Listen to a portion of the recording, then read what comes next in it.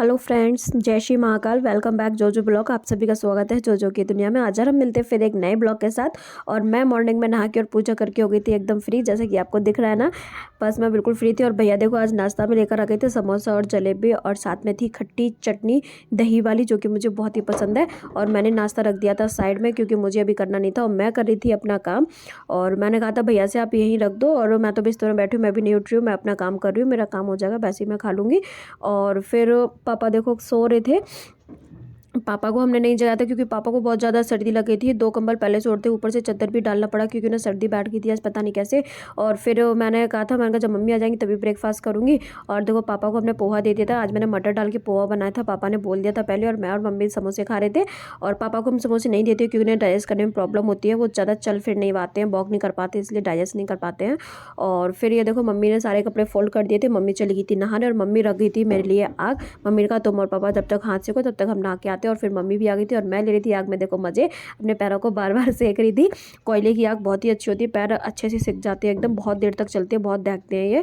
और फिर पापा कर रहे थे अपनी वॉक। देखो पापा बाहर से खुद ही चल के अपने आप वॉक करके अंदर आ गए हैं। और अब पापा बैठेंगे चेयर पे, उनका पहले शुगर बीपी चेक होगा, फिर उनको हम खाना देंगे, खाना वाना खाएंगे। पापा चेयर पे बैठ के ही खाना खाते हैं, बेड पे नहीं खाते। बेड पे सिर्फ रात को खाना खाते हैं, क्योंकि मम्मी इतना पापा को उठा नहीं पाती, बिठा नहीं पाती है, इस वजह से उन्हें रात को तो बिस्तर पे ही देना पड़ता है।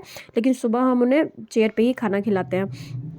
और देखो पापा को थोड़ा सपोर्ट तो करना पड़ता है, पकड़ना पड़ता है, क्योंकि वो वॉक तो कर लेते हैं लेकिन बैठने में थोड़ी प्रॉब्लम होती है, क्योंकि एक साइड की बॉडी काम नहीं करती ना, इस वजह से। और देखो पापा आराम से चेयर पे बैठ गए थे, और हम पापा को खाना पीना खिला के पापा को सुला के चले गए थे मार्केट, क्योंकि मुझे मम्मी का काम कराना था। आधार कार्ड का कुछ मम्मी का बहुत ही ज़रूरी काम था, बस वही काम कराना था। और मैं और मम्मी वहाँ चले गए थे। और बाहर तो इतनी ज़्यादा सर्दी थी कि मेरी तो हालत ही ख़राब हो गई थी, इतनी हवा चल रही थी। और आते ही साथ मैंने सबसे पहले बनाई गर्मा गर्म चाय, और मेरे पापा वेट कर रहे थे चाय का। मैंने कहा पापा वेट कर रहे हैं, पहले बनाती हूँ गर्मा गर्म चाय। और मैंने और पापा ने चाय पी। इतनी ज़्यादा हवा चल रही बाहर की, घर आते ही ना बिस्तर में बैठने की पड़ रही थी, लेकिन क्या किया जाए, पापा भी चाय का वेट कर रहे थे। तो देखो मैंने पापा को चाय दी थी, और पापा आराम से चाय पी रहे थे। पापा सो के ही उठे थे, और देखो 5 बज गए थे। और फिर उसके बाद मैंने भी गर्मा गर्म चाय पी, जिससे कि मेरी थोड़ी सर्दी दूर हुई और मेरी बॉडी में आ गई थी एनर्जी। और आपको भी पता है चाय पीने के बाद बर्तन साफ़ करने होते हैं, तो उसके लिए तो एनर्जी चाहिए ही चाहिए, क्योंकि बहुत ज़्यादा सर्दी लगती है। और फिर शाम को मैं चली गई थी आज चाची जी के घर पर, क्योंकि तबीयत ठीक नहीं थी, वो बहुत दिनों से बुला रही थी। न्यू ईयर पर मैं जा नहीं पाई थी, और चाची ने बनाए थे न्यू ईयर पे गुलाब जामुन, और उन्होंने मुझे खिलाए। और मैंने अब कहा मैं एक ही खाऊंगी, और मैंने एक ही खाया था, क्योंकि मेरे साथ नैना भी थी। नैना ने मना कर दिया था मैं नहीं खाऊंगी चाची, तो मैंने कहा मुझे एक दो बस। और मैंने चाची को फिर अपने ब्लॉग के बारे में बताया, और चाची को शर्म आ रही थी। मैंने कहा शर्माओ मत, कल आप ब्लॉग में आओगी देखना। फिर मैंने घर आई, घर आके मैंने पापा को खाना वाना दिया, शाम की पूजा करके फिर हुई, फिर पापा को खाना दिया। और मम्मी ने शाम को भी आग जला दी थी। और ये देखो आग जल रही थी, आराम से पापा खाना खा रहे थे, और मैं आग में अपने हाथ पैर को सेक रही थी। और पापा के पास बैठना पड़ता है, क्योंकि कभी कुछ देना पड़ता है। और मैंने दे दी थी देखो पापा को दवा।